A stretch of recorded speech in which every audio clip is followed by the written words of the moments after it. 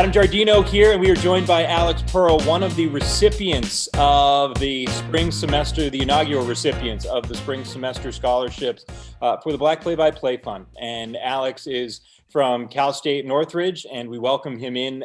It's spring semester. You're a senior. The finish line is so close. How is the spring semester going for you?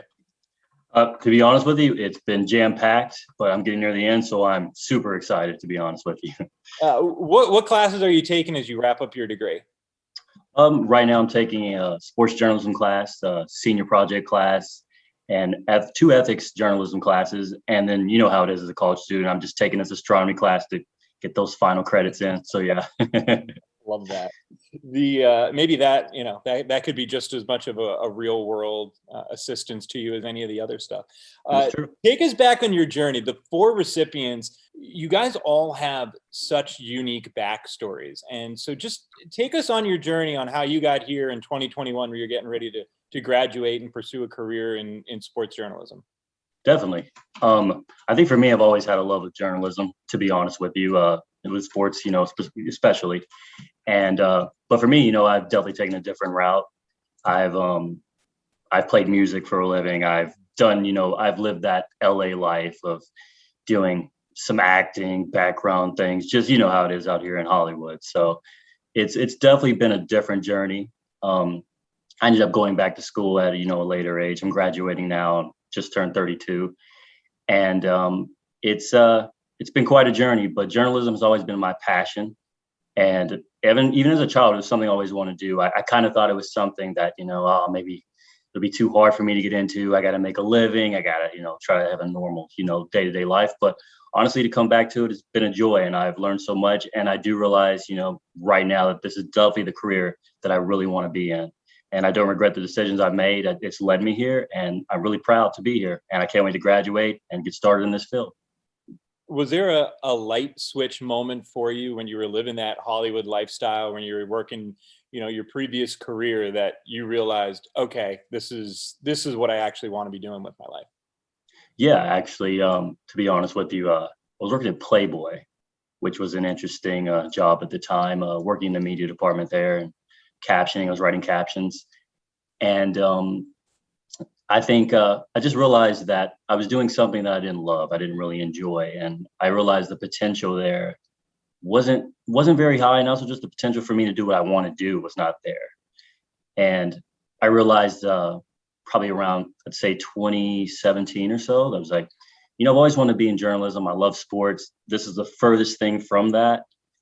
And I think just there was a moment where I just, took a step back and said, when I look back, 10 years from now, and because I could just stay down that same path. Looking back 10 years from now, would I be happy with what I'm doing currently? And when I thought about that and I realized, no, I'm not doing what I want to do. I have one life to live. I need to do what I love, what I have a passion for.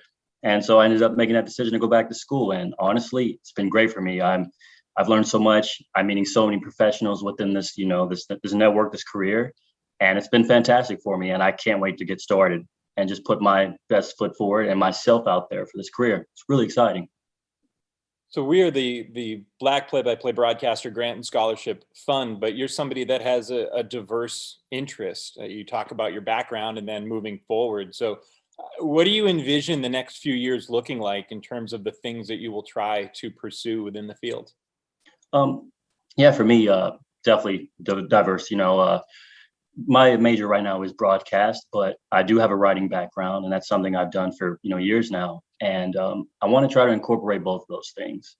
And I think the best part now about the world is, especially since with the way everything is now digitally and things like that, is that you can have so many different platforms that you can use.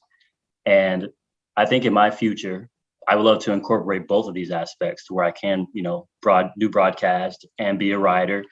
And I think right now, it totally seems like this is the job of a lot of people. They have to incorporate both, just to make a living or to make a name for yourself. So I believe right now, somehow I'm just trying to bridge that gap to where I can have my love of writing and broadcast put together and have a career with both of those incorporated. Over the summer, the Black Play-by-Play Fund was brought into existence. And so in just a few months, you were able to get in touch, and then you were, again, awarded one of the $1,000 scholarships that was given out for the spring semester. So what was that process like in terms of finding out about this, and really what has the fund done for you in the few months that it's been around? Yeah, to be honest with you, when I first saw it, it was through an email from a school where it was promoted, and I saw it and was like, oh my God, this is perfect for me.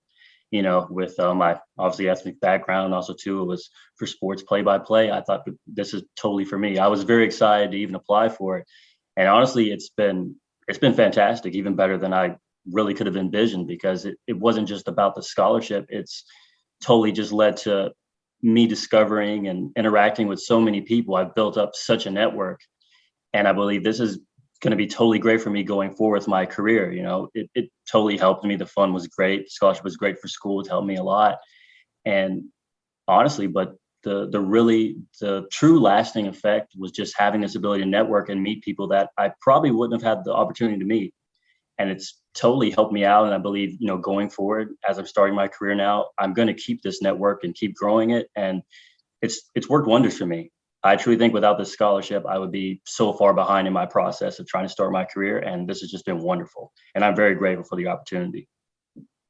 The fact that you are, as you said, in your early 30s now and getting to get a foot out of the college life and then into the real world meant that you were a little later in terms of getting that hands-on experience in the actual sports broadcasting and sports media landscape once you became an undergrad. What has been one of the pleasant surprises for you? Because obviously you go to college, you think that this is the thing you want to pursue.